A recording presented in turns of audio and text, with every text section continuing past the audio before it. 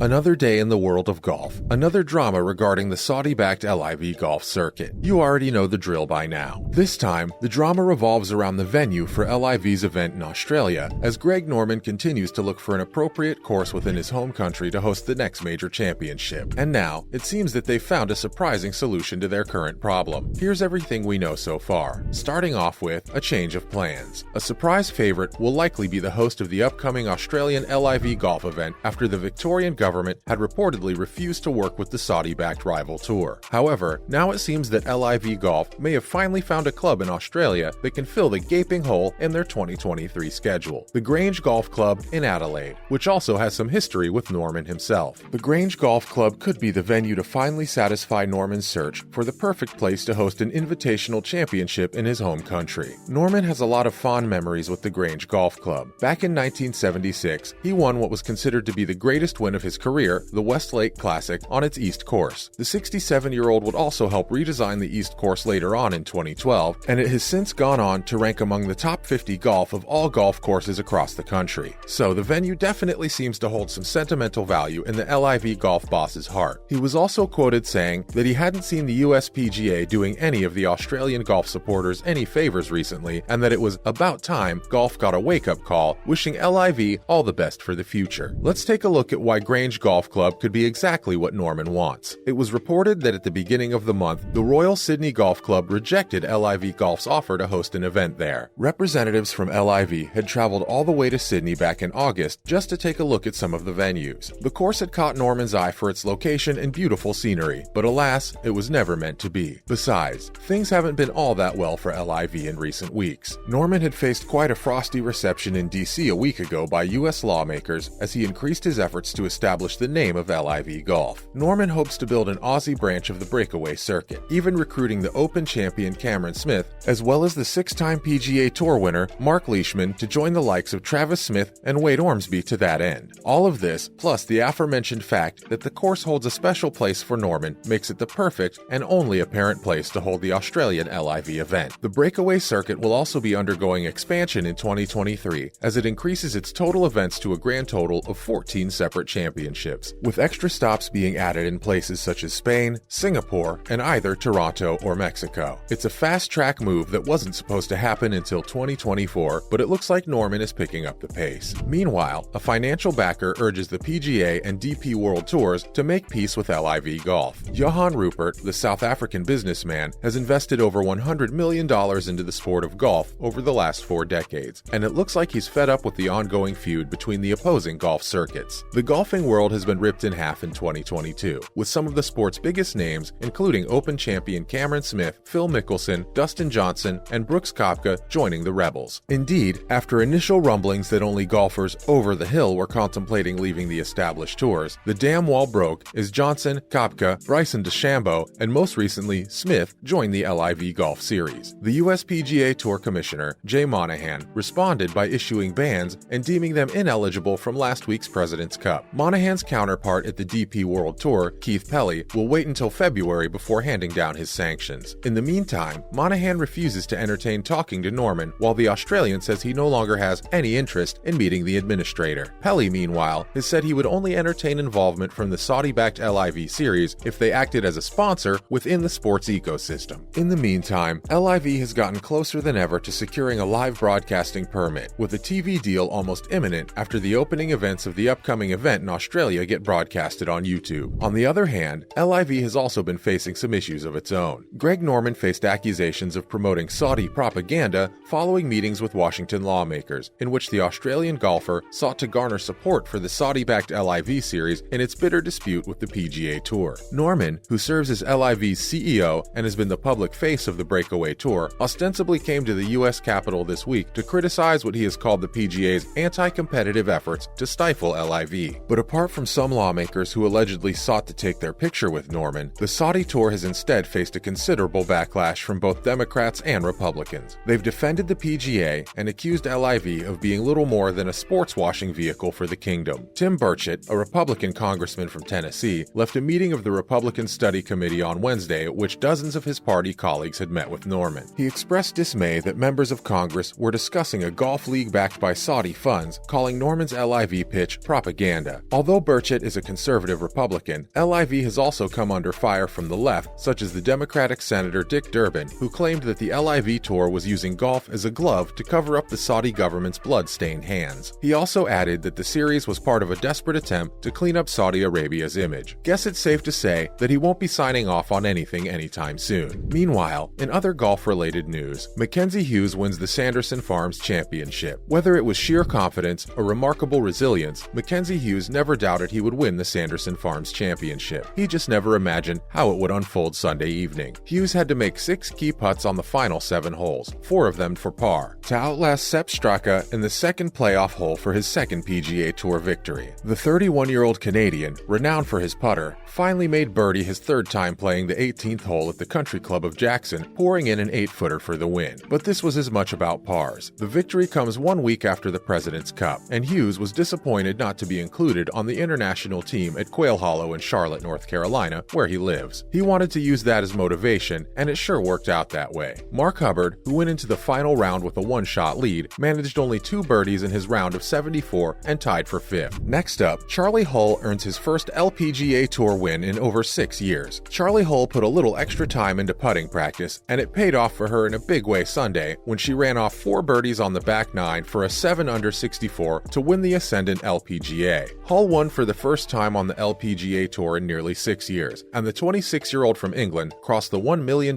mark in season earnings. She loved the theater of the final hour at the Old American Golf Club as much as soaking herself with champagne when she held on for a 1-shot victory. No one could keep up with Hull. She began her run with a wedge to 5 feet for birdie on number 12, and then hit a superb pitch from behind the green on the par 5 13th to 2 feet. She watched anxiously as her approach to the 14th was in the air, but it settled 12 feet away for yet another birdie. Hull was so dialed in that she had chances on the next 2 holes from inside 10 feet and narrowly missed them, but she stayed ahead all the way to the end. And finally, Ryan Fox continues his winning season with another win at the Alfred Dunhill Links. Ryan Fox clinched his 2nd DP World Tour title of the year on Sunday, finishing a shot clear of Alex Noren and Callum Shinkwin as the 2022 Alfred Dunhill Links Championship concluded at St. Andrews. 4 shots off the lead in joint 2nd place heading into the final round, Fox carded 7 birdies and 3 bogeys on Sunday for a 4-under par 68, finishing on 15 under to win on the DP World Tour for the 3rd time in his career. New Zealander Fox, who tops the final leaderboard at February's Ras Al Khaimah Classic in the UAE, was supported at St. Andrews by his father Grant, who captained the Rugby World Cup winning All Black side of 1987. 3-time Alfred Dunhill Links runner-up Rory McIlroy finished the event tied for 4th place alongside Antoine Rosner on 13 under after carding one of the rounds of the day, a 6-under par 66. That's a wrap for this video. What are your opinions on the breakaway LIV circuit? Let us know in the comments below. Make sure to give this video a thumbs up and subscribe to our channel for more videos like this. See you in the next one.